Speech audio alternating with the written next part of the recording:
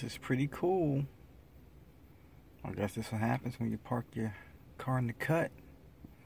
You get wildlife to come hang out with you. You act like you want me to roll the window down so you can get in, but you know, no. I don't know about all that. No poopy on my seats.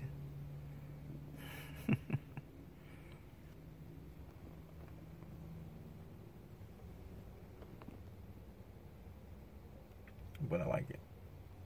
Oh, he'll be back. Alright, y'all, that's it. Wildlife adventure is over.